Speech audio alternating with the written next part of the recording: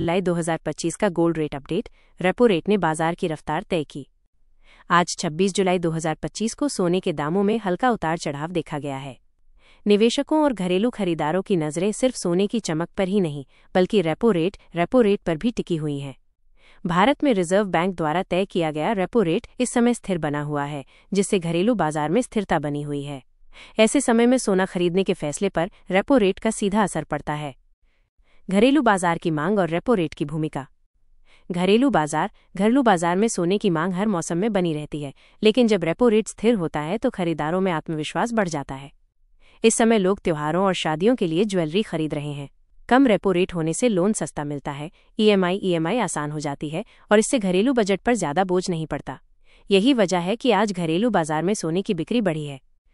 आज के प्रमुख शहरों में गोल्ड रेट 26 जुलाई 2025। शहर 22 कैरेट रुपये 10 ग्राम, 24 कैरेट रुपये 10 ग्राम।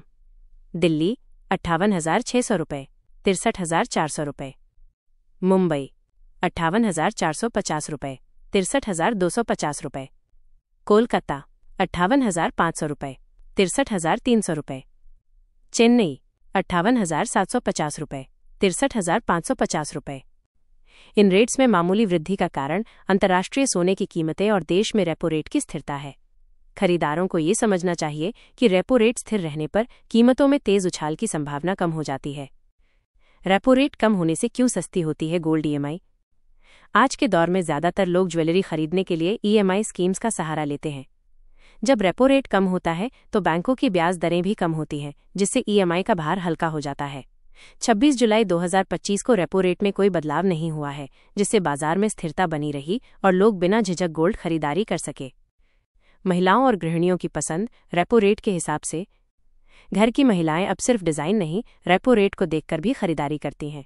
जब रेपो रेट में स्थिरता होती है तो परिवार के बजट को नुकसान नहीं पहुंचता। इसी कारण 26 जुलाई को घरेलू महिलाओं ने बड़ी संख्या में सोने की खरीदारी की।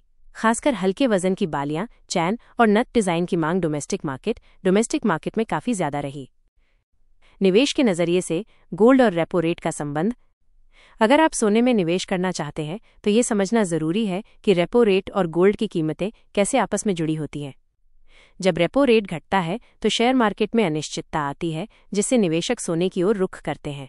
26 जुलाई 2025 को रेपो रेट स्थिर रहा, जिससे गोल्ड एक सुरक्षित विकल्प बना रहा।